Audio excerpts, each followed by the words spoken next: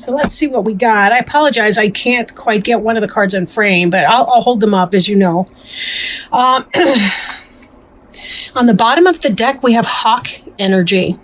I am working with the Tarot of the Greenwood today. Tarot of the Greenwood. I did not bring out the book, but to show you like who the authors of the deck are. I'm not even sure if this deck is in print anymore, but at any rate,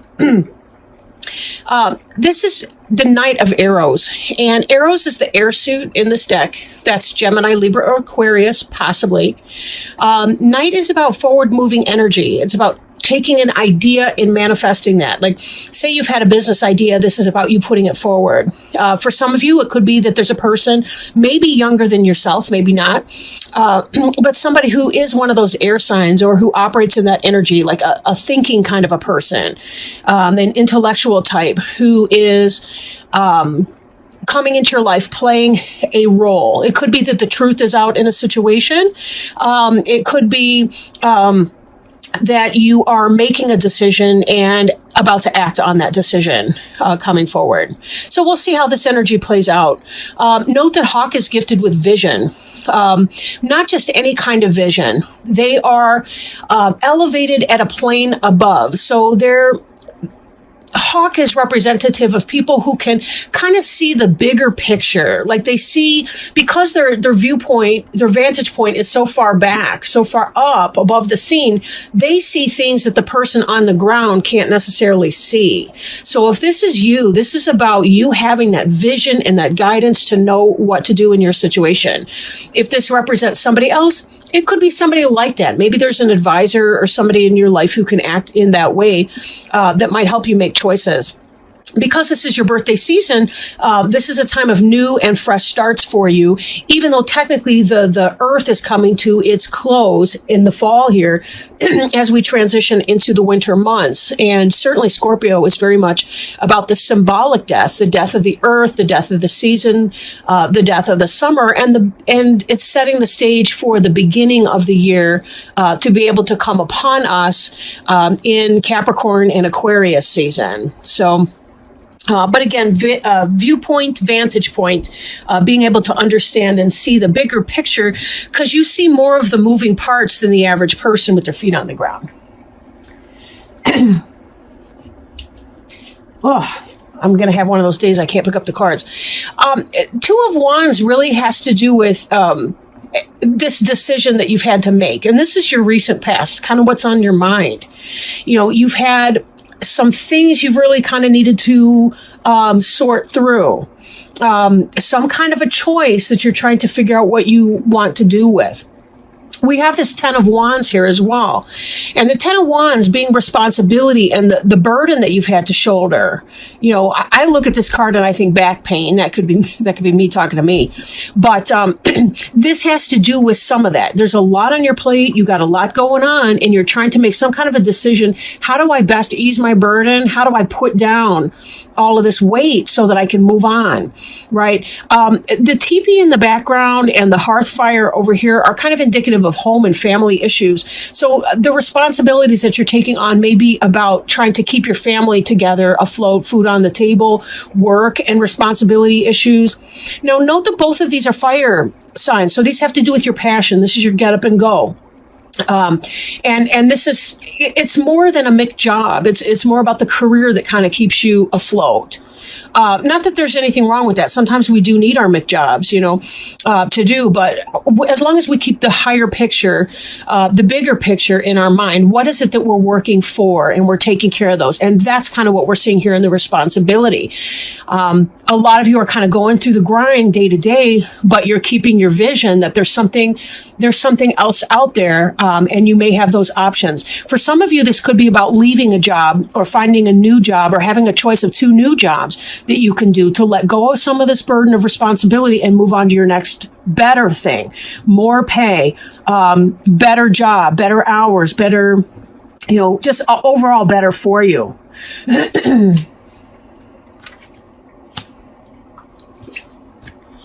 This has come from a place too, and this will play a role in your choice that you're going to be making. Will be, what is it that you dedicate yourself towards. Now, although, arrows is, again, it's that air suit, we see here, this is a bow and arrow, but this warrior, or maybe I shouldn't even say warrior, this person's playing this bow and arrow as an instrument, a musical instrument, not as a weapon. So this speaks more to the poetry of our soul than, again, the day-to-day grind that we may be having to go through. There's something that's inspiring you. And that's part of what's playing into this decision. As you're moving forward in your day-to-day grind, when you're making your choice, what you're going to want to do is look at what's the thing that uplifts your soul the most and makes you feel the happiest. Like when you reflect on those jobs and imagine yourself going to that location every day, or imagine yourself, for some of you, wands being passion could be relationships, say. When you're thinking about your choice, what makes your heart feel lighter? What makes your responsibility feel lessened? Sometimes relationships, for example, they can add or subtract from our life. If you're coming home from a busy job with a complaining boss and all the rest, and you've got a lot of family life, kids, all the rest, and you're coming home to a complainer, obviously that's not going to be your best choice when you're trying to weigh out your decision. You want somebody that's going to help carry this, help shoulder this responsibility. If this is a job, again, it's going to be about, what's going to get you ahead the best, but it's not always necessarily a material decision that you're making in that. There might be a job for slightly less pay, but the environment felt more peaceful to you, and there's really no price tag you can hang on that, especially if the salary is kind of comparable, or the hourly wage, whatever, is kind of comparable to one another. But this is about you choosing which of these makes the best sense for you so that you can ease up on this burden, and really stepping back and taking a good look at what that means is going to help you with your decision. We also see in here this center card here, which is the rest card. And this is all about meditation. You look at the arrows in the ground, and that has to do with, it's kind of symbolic of the 4 posts of the bed. We've got this butterfly here. This is about transformation. When you think about how a butterfly comes about, and it's been so long since I had whatever science class in elementary school where they learned about this crap, like a pupa or whatever it was. We got this worm, essentially. It has to create a cocoon. It goes into that cocoon by itself before it can emerge from that into this beautiful butterfly, where then it is flying up. And remember, from that height, that's where you can see from a better point of view. We don't have to literally transform into a hawk or a butterfly to be able to get the heightened point of view and the better overview. We can do this just resting in our bed, resting in our sacred place, as we contemplate what is in our best interests to do. For some, it's not even... You can do, for example, a walking meditation. Sometimes it's when you're folding clothes, or when you're on a walk with your dog, that all of a sudden you'll start receiving downloads from source, and you'll just know what to do. Some flash of insight or wisdom will come to you. If you feel like, well, Val, I really don't have great intuition or psychic ability, nonsense. Everyone has it. It's just, do we block it from coming in? It's your birthright to have that. Every person does. But you do have to invite that in as well. If you want spirit to help you, if you want to connect with your higher self, you want to connect with source, God, however you define or describe, it's really just kind of about plugging in. That's all you're doing here is plugging in. Even in the concept of rest, if some of this other stuff is a little scary for you to try, sometimes just in allowing our body to restore itself, we kind of get that sense of what we want to do with it. But tapping into the things that help you understand what is in your best interests, that's really what this card can represent for you. Now, on your mind, you may be thinking about doing the same old, and I think that this kind of plays in with your choice, your decision that you have to make. You're thinking you got to do the same stuff, different day. For some of you, you might be thinking about going back to school. This moon in the background, this full moon, is about manifestation, creation, spirituality. You'll notice I can't tell if these are rocks or wood figures or whatever, but they're kind of human shaped if you look at them right. And then of course we have this one here. who has some kind of antlers sticking out of his or her head. Antlers are about tuning into the wisdom of the universe, receiving those downloads. They're like the antenna of some animals like deer and elk and so on, antelope. Again, this is about receiving wisdom from source. This could be about a class. This could be about like-minded individuals. Stone is about manifestation. That's your earth suit. And 9 of stones, 9 of earth is a very happy. It can be about the individual journey, the individual pursuit, kind of going it alone on the one hand. So there may be traditional methods for you to reach non-traditional outcomes from your own life. Don't be afraid, though, to break out of your typical mold. If it hasn't worked for you in the past, trying these same types of jobs, the same types of employers, and the same whatever, it may be that you're about bursting into a completely new direction. And that's where you're going to want to tap into this idea of rest and meditation from the 4 of arrows so that you can achieve that more easily and more fluidly. There's no struggle that this person's going through in the 4 of arrows card here.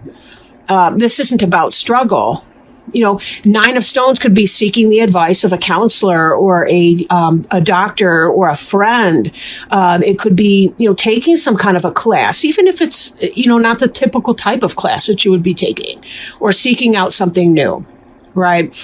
Building on a foundation, making that decision, knowing that there's a decision to be made and embracing that, right? We have to change. It's just the way that it is.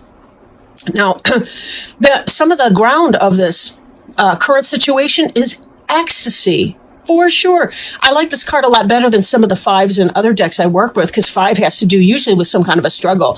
Not here. This is about celebrating. This could be your birthday celebration that you're going through right now. This is about cups being water. It's the water suit. It's joy, but you'll notice the spirals, the red and orange and yellow colors. That's very much a fiery element as well. What brings your blood to a boil, right? That's what this is about. It could be sexual ecstasy for those of you who are experiencing new or rekindled passion in your relationship. This can be about discovering what brings that passion into your life, right? Because this dedication piece here is in part about figuring out what brings you to a boil, what makes you feel the happiest in your life. When do you feel the most grounded, the most secure, but also the most excited about your life? When are you taking steps that make you want to live your life, right? What does that look like for you? Now, moving forward, we have the pole star, and this is kind of the sign of Aquarius, in a sense, right? It's the star in others. They call it the pole star because they're thinking of the North Star in the Northern Hemisphere, the Southern Cross in the Southern Hemisphere. But the pole star is really about following your destiny. It's about using the star for navigation. Like when you're trying to make that decision, when you're trying to figure out what's working for you, this is about going within and trusting and having hope and having faith that it will, in fact, work out for you, that you are going to get to your destiny. Your destiny is not going to be missed by you. If it's your destiny, by definition, it will be coming to you. However, we need to learn to fight our destiny less and celebrate the things that we enjoy, because tapping into that energy is the very thing that releases us from our fears and our unnecessary suffering to be able to get us to that new place. Now, for some of you, you may be having some health issues. This also indicates that there's a clearing up of that. If you're feeling burdened, and we know that you have been because we've seen this 10 of Wands responsibility card over here, those of you that have been feeling burdened, maybe this is about getting up and doing some dance, balancing your rest, your school, your work, your home, and your playfulness, tapping into your playfulness to help guide you to that spot where you need to be, right? You will be led where you need to go. If it's for you, it will not miss you at all. So don't think you're missing opportunities. We do have to make decisions about some of the ordinary kinds of things that we deal with in our life. That's just kind of the way of it. But all roads lead to Rome, so to speak, and you will find yourself getting to the essential points in your life. And you're in a really good place to do that. I mean, it does look like you're having some fun. You've got some passions going on in spite of whatever responsibilities you might be, hiccups you might be feeling. We also see with this new energy that's coming in for you, if it's not here already, the Queen of Wands is Aries, Leo, or Sagittarius person. Doesn't necessarily have to be a female, but could be yourself living within this newfound passion of yours, right? This could be that somebody excites passion within you. If this is speaking to a relationship, if it's speaking to a professional life, again, it could be that you have somebody who is a coworker, a friend, a boss, somebody like that's really helping you, and is kind of on your team. Very positive here. Know that you will be drawn towards your passions, that you will be brought into that. I do feel like for a lot of you, this could be because there's somebody that's coming in for you. Who makes you feel passionate, who makes you feel really good, that helps you set down your burdens of responsibility and get to what makes you feel happy and fun. The last card here that we have is the Page of Cups, which is the Kingfisher. The Kingfisher has a whole history of romantic relationship. In fact, somebody who, I can't remember the exact details of the story, but someone was turned into a kingfisher by their lover's father, who was angry about the relationship or something like that. I forget what. But anyhow, the kingfisher is a beautiful iridescent bird. You'll notice that he's brought this cup. They do dive deep down into the water to fish, and this cup has a big old fish in it. Now, the kingfisher's iridescent, like their feathers are kind of like a hummingbird feather, where they glow in the sunlight. They refract the sunlight, so that they're really these bright, bejeweled looking birds. They're absolutely beautiful. But Page of Cups is about the bringing in of a new love situation. And that looks like this ecstasy that's coming in. For some of you, this person here who's playing the bow and arrow as a musical instrument, I kind of feel like somebody's been wooing you, and it's really kind of been turning you on a lot. They've been playing you. I don't mean that in a negative way, but I mean they've really been kind of ramping you up. And this is about the beginning of a new love that's coming in.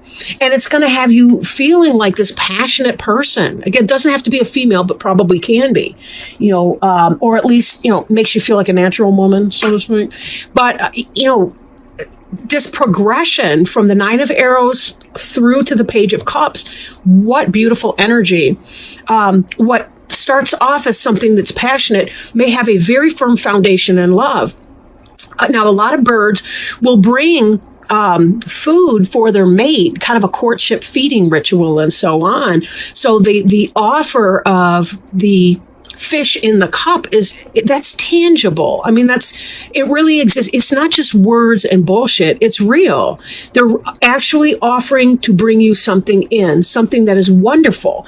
And this energy can help you get to a place where you feel well rested and can throw off some of these responsibilities so that you can follow your higher purpose.